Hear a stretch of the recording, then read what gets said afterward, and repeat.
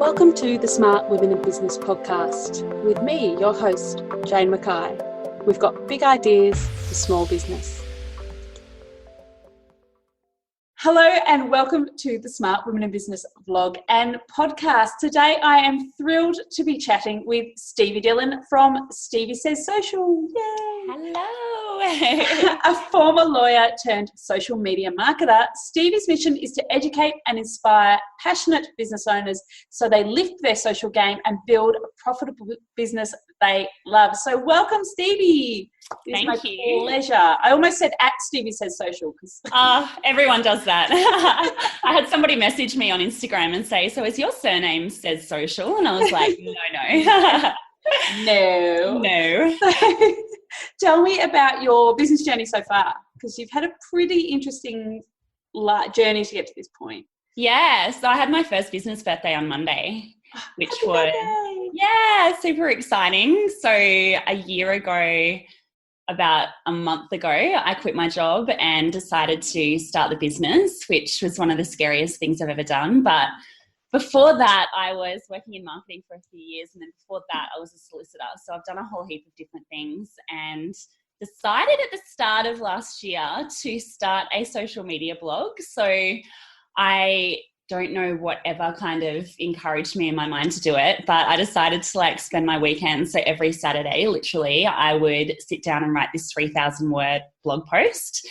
And it was on a different aspect of social media. Gave up my weekends. Anyway, it was one of the best things I've ever done because I spent 6 months doing that and I started to have people saying, so what are your services? What do you do? And I was thinking that I would start a business at some stage in the future, but it kind of snowballed to the point where I could launch. I had clients on day one. And so I've been doing that So I did that for about 8 months. So client work and working mostly on strategy and consulting. And then I went to Bali for a couple of months, still working with clients, which was great. And since I've gotten back, I've been working on online courses and an online shop with templates and resources, which launched on Monday, which is very exciting. Yeah. Congratulations. Yeah, thank you. Can I ask how your business has evolved and what the signs were that you needed to change? So you've had such a short timeline in your business, but you have changed it so much. So what were the points that you reached where you went, all right, I've got to change things up?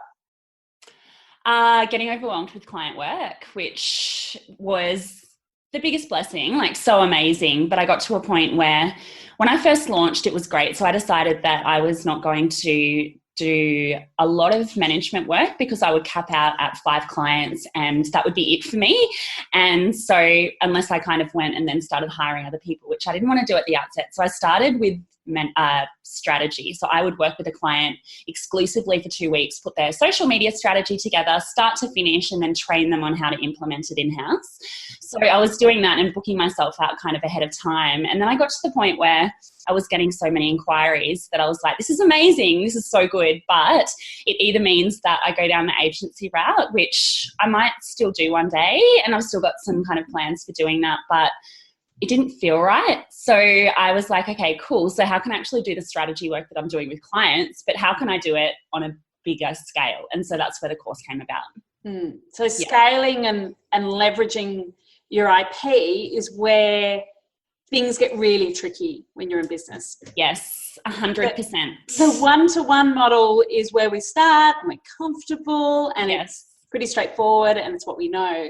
But it's the one-to-many model and the scale model where it gets really challenging. And you and I have talked about our challenges in the past about launching and getting through trying to do courses, and it's been fun. So it's a lot of work. We were just saying this earlier. Huge amount of work.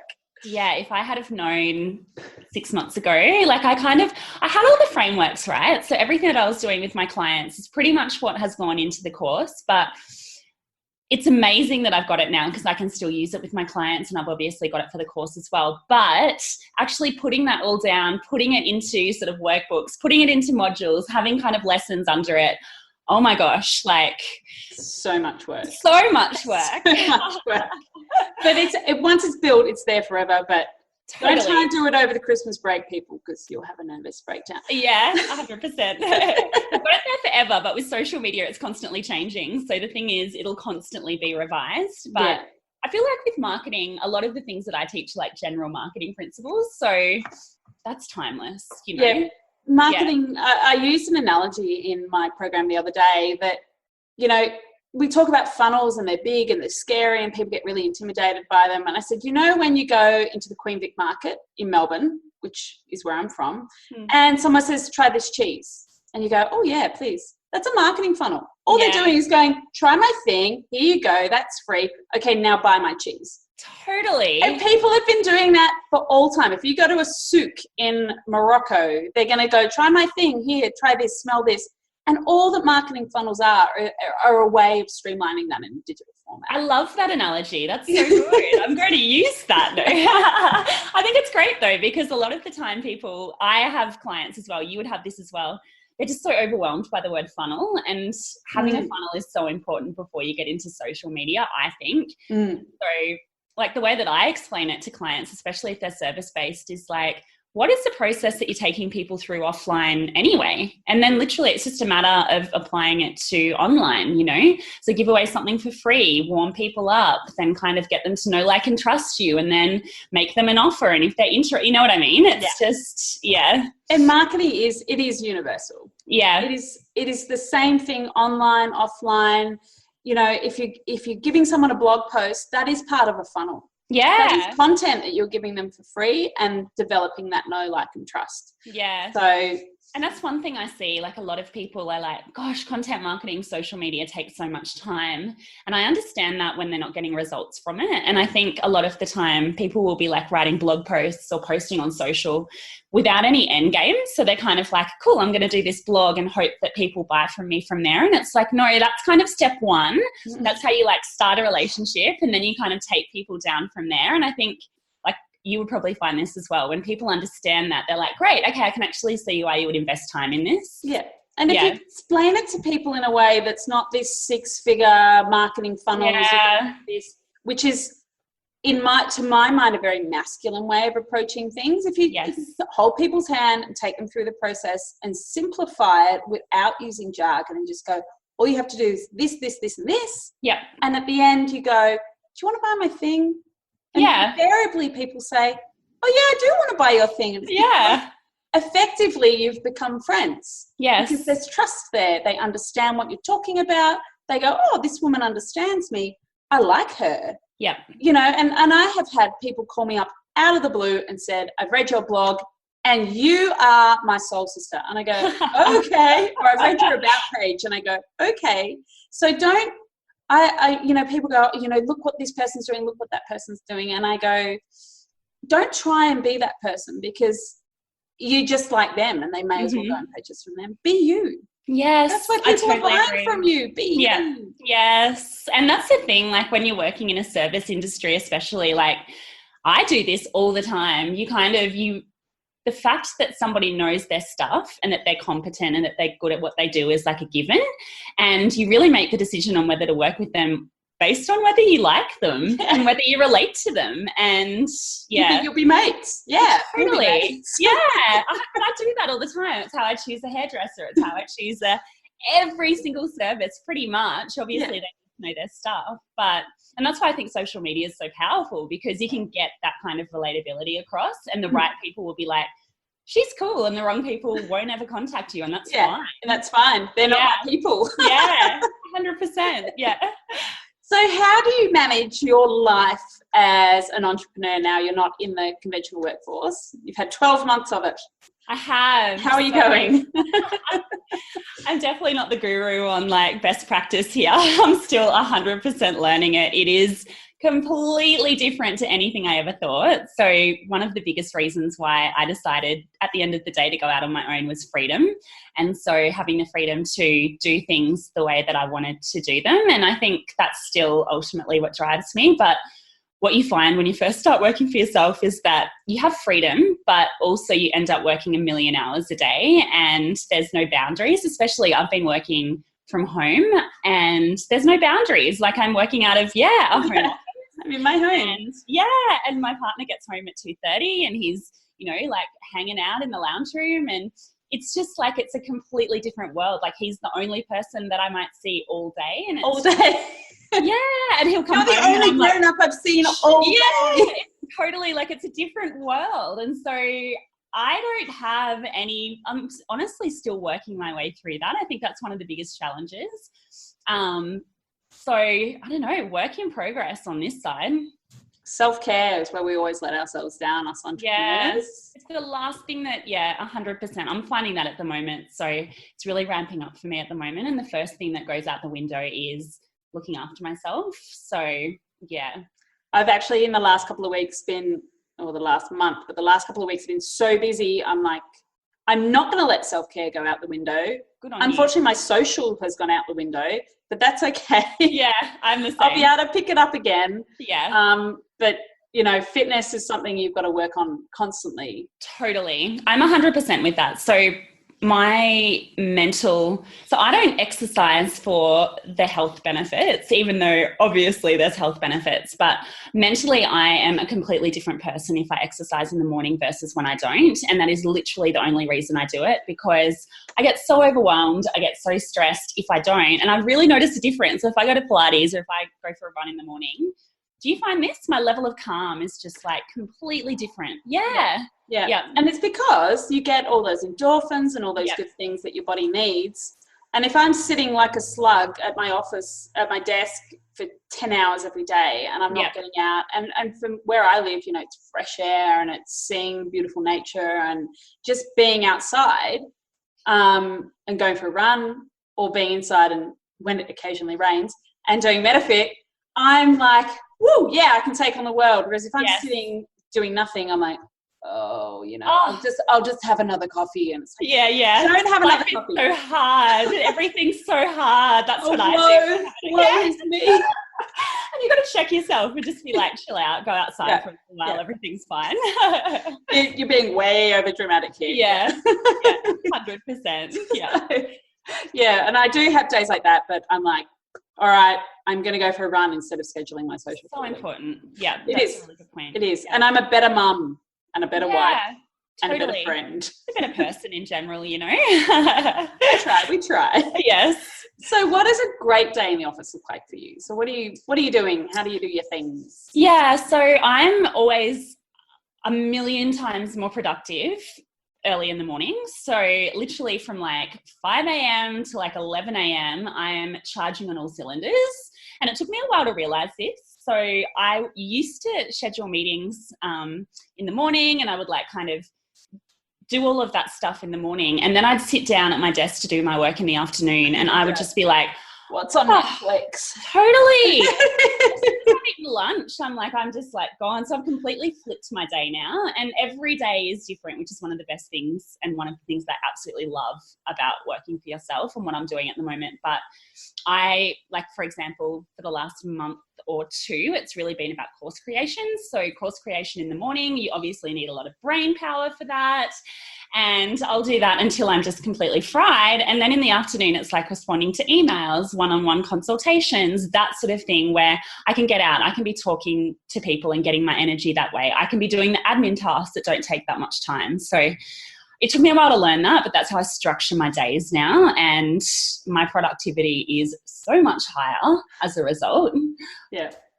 Don't leave blog writing till 4 o'clock on a Friday. I actually find, so with my podcast, I got into a really bad habit of it goes live every Tuesday. And so I would be getting to Monday afternoon and it had been super busy and I would be like scrambling to get a podcast together and it just was not the way to go about it. You can tell in the podcast recording that your energy isn't there, the quality of it drops. It's just like, it's not ideal. So I've learnt my lesson. Mornings. I could get up at 5 a.m, but I cannot stay up till 11. No, I can't stay up past 8:30. So good on you. 11's a stretch. So what are your favorite tools to help you with your productivity? So I am right into project management software at the moment. So I used to have a desk full of notes, and I would have like a to-do list in a notebook, and I would have like a to-do list in like the sticky notes on my computer, and it was all over the shop, and it was reflected in how I felt about everything. So I, in terms of project management, was using Trello. I've just moved to Airtable, and I love Airtable. Oh my God. Total game changer. It has changed my life. It's so good.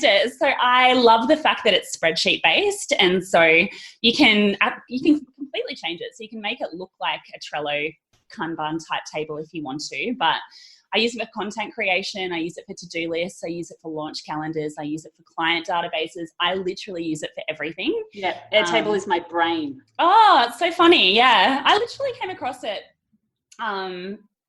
in a Google AdWords ad, I think, a little while ago.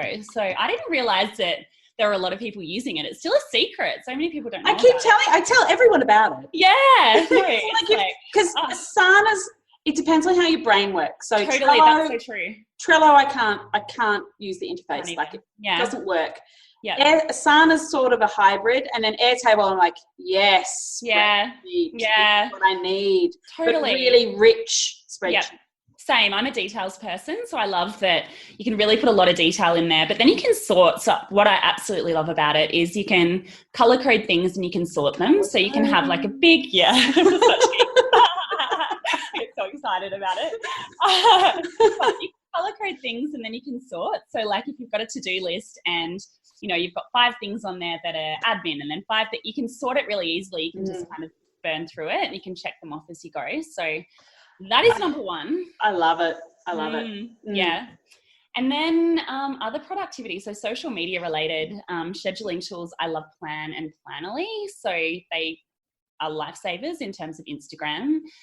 What else? They're probably the 2 kind of like apps I love at the moment. That's it. That's Stevie's whole life. That's my life. Oh, wow.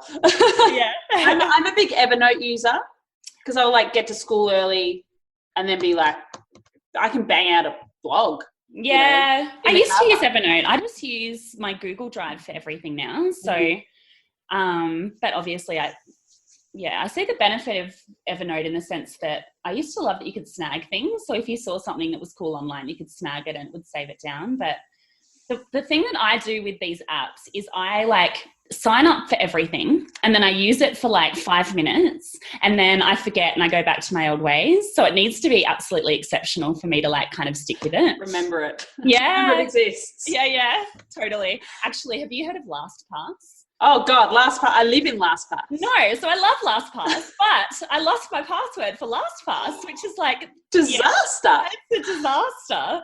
So I had all of my passwords stored in there so that I could have them all easily accessible, and then I lost the password for the last. Anyway, so there must be a way to get it back.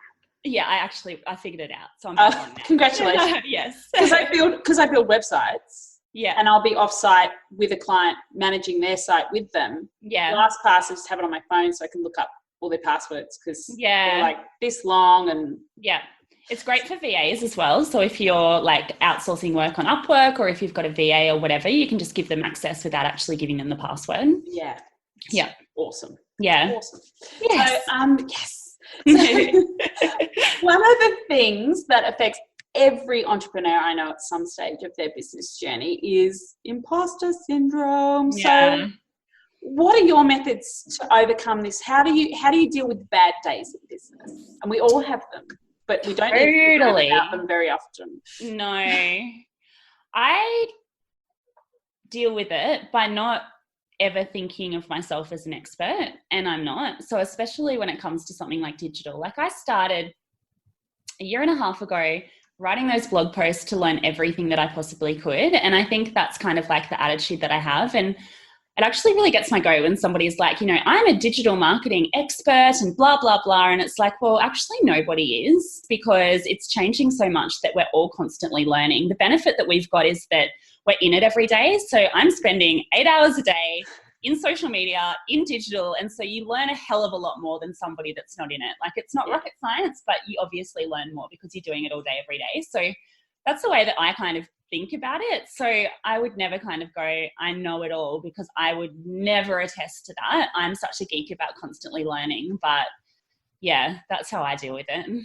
That's I always say, you know, there is no such thing as an expert in digital. It doesn't exist. Way. If anyone calls themselves an expert or a ninja or a guru, I'm like, I'm out. Yeah, and so many people do it, and it's kind of like it's a bit of a red flag for me, and especially like digital is such a broad thing. Like I would say that my strengths are really like social and content, and I have a good understanding of how everything else works, but same for everyone. Everyone's got their strengths in different areas, and it's impossible to know it all. Like it absolutely is. So I've been doing it for 10 years and I'm like, I'll just stick with websites and branding and social and content. And they're the things I do. Really well, right? Yeah. You know, and I'm not going to say I know it all in any way, sense, shape or form. And if I don't know something, I learn about it. So do I. Like I'm the biggest geek. I spend all my time. Like I just love listening to podcasts, and I love like Googling things, and I love going to events, and like I love it. My partner calls me a little geek constantly. Like that is his nickname for me, because I spend all my time like with my glasses on, like reading about digital media, digital marketing. So yeah. Whereas my husband's like, I don't really understand what you're saying, but can you help me build my website? I can just do it. I actually asked my partner the other day, I was like, so what do I do? And he was like, you kind of do like webinars and like influencers. And I was like, oh my gosh, you actually listen. Like you got it so wrong, but I like that you got the point. You tried, buddy. You tried. Yeah. That's for that. So how do you maintain your sense of community while working alone? So I'm rural, so yeah.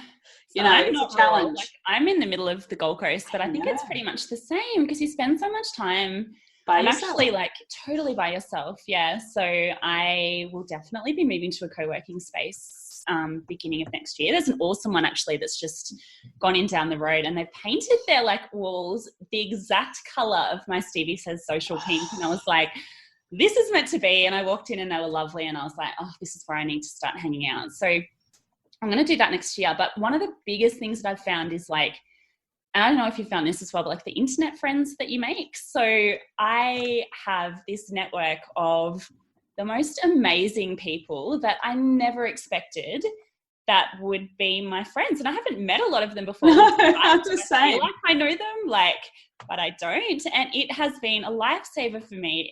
Honestly, it is one of the biggest blessings that I've had in the last year. Yeah. Yeah. The Instagram communities and Facebook communities and Facebook groups I'm in keep the same. Because no one else in my life understands what I'm talking about half the time. Nobody knows. No, they don't. They pretend to understand. I need to get better at my elevator pitch, because I go to like tell my friends, or even actually the worst is family friends. So like older family friends, and I'll start to explain what I do. And it's the same look all of the time. This like glazed look will come over their face, and I'll say, well, you know, that's really ahead of the times, isn't it? Like, I need to get better at this. Yeah. But it's so true. Like the people it's mostly Instagram, I would say. I've met like so many different people that are in the same boat as me, and we all share the same struggles, and we all help each other out so much. And it's the best little support network ever. It is, and it's fun, and it's so fun. I bought my earrings from someone on Instagram. Oh, they're gorgeous. Shout out to Meek Designs. Nice. So I love Instagram, and because we don't really have networking events out here that are kind of my demographic. Sure. The friends I make on Insta and Facebook, I'm like, yay, people, totally. my people. I found my people. It's so cool. Hey. I love the internet. My internet friends, yeah. So what's your why? What keeps you motivated every day? Freedom, I would say. I actually did one of those. I don't know if you've ever done one before, but it's like a I don't even know what the name of it was. So I had to answer all of these different questions, and it tells you what your core values are.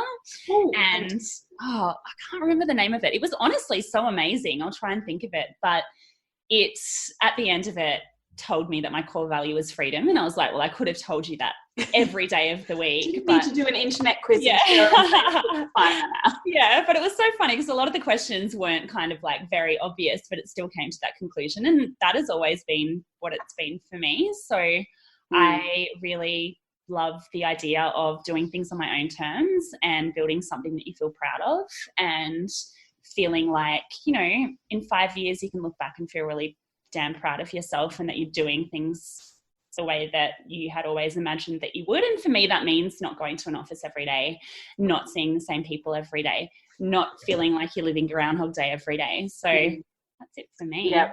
I've coming from the corporate world and going into working for yourself, because I've been out now so long. I've been working full time in my business for 5 years. I've had the business for 10. Yeah.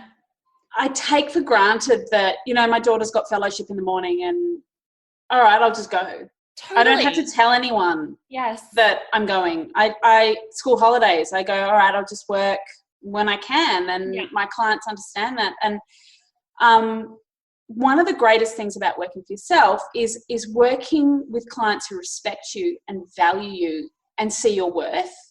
And then when you see your worth in yourself and you step up into that role, you know, that's real freedom for me. Yes, I could not agree more. And I've got a lot of friends actually that have little babies at the moment. And so they've worked in corporate, you know, all through our 20s, and it's what you do. And super like high flying, very high stress jobs. And they're at the point now where they're like, how do we even go back to that with little babies? You know, and they're looking to do something else. And I think a lot of new mums do that. And I saw that ahead of time. So I don't have any kids or anything yet, but it's definitely like, that's the freedom to be able to have time with your family and not to have to feel like you're working all of the time. Like, how amazing is that? And not having that guilt of, oh, I should be in the office, and having and creating that freedom has enriched my children's life.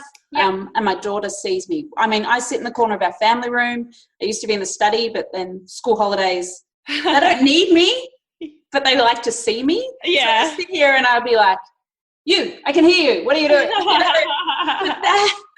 that is it's incredibly liberating. In terms of being a mum, and I don't have that guilt, and I can just do what I want, and I just go, all right, I'll just get up at 5 o'clock on Sunday and work instead. Yes.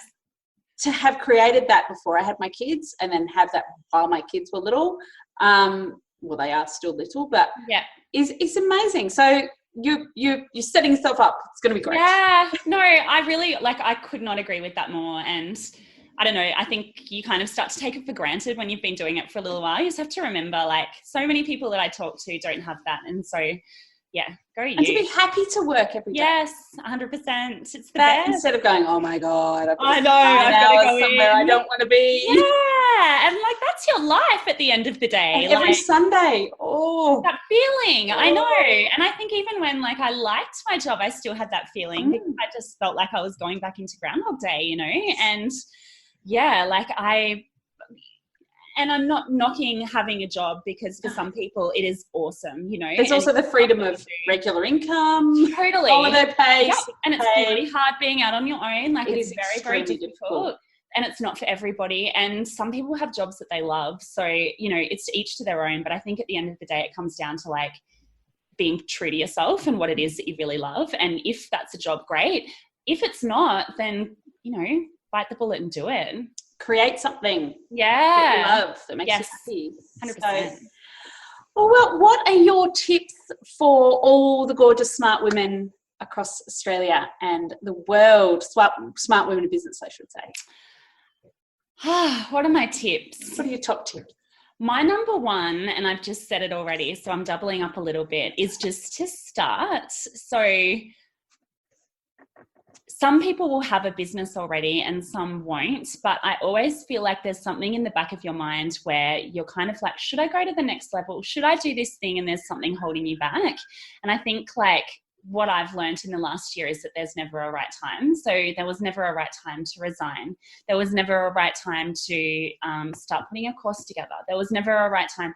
And then you do it and you look back and you're like, oh, the reason why it was so scary is because it was out of my comfort zone, and you only grow. It's so cliched, but you only grow when you go out of your comfort zone. And I look back at all of the times I've been so scared and so like nerves rattling and should I do this and is this the right thing? And there's something in your gut that always tells you that it is. And there's a difference between recklessness and following your gut. But as long as you've got all of your ducks in a row, my advice is just to go for it, whatever that thing is that's kind of in your head that you're thinking, should I do this? You know? And it is scary. Yeah. You know, I still have moments of sheer terror, but so do I. You get through it. Yeah. And then you go, oh, that's why I was scared. But I've done it now and it's awesome. So. Yes. Yeah. So like our courses, our respective courses. No. Yes. So which have been very challenging for very both challenging, but also so valuable for people, you know, like at the end of the day, like we'll be helping a lot of people that need help with their marketing. And how cool is that we pushed through and did it, you know? Yeah. One of the things someone said to me last week was that I've had so many aha moments through this. Oh, that's awesome. And I'm like, oh, that's good, because you go, oh. And she's like, it keeps coming to me in little stages. And I go, oh, that's so cool. Well, that's why Jane made us do that back then. And then it, you know, connects back up to this module. But anyway, it's really, been really fun. It must be the best feeling. Yeah. It is. You'll be there soon. Isn't it funny, you take for granted what you know, so you're kind of like, oh, this is all just kind of a given for me, but does everybody not know this? Yeah. My husband's like, no, everybody does not know that. Yeah. You weirdo. Yeah. So totally. So this is my new question because we're near the end of the year. Great. I always have a theme word for my year. Ooh. My theme word for 2019 is focus. Yes. So do you have a theme for 2019? Probably vibrancy. So feeling more vibrant in terms of my health and wellness, but also in terms of how I feel about work and only doing things that light me up and loving That's life. true freedom. Yeah. Vibrancy.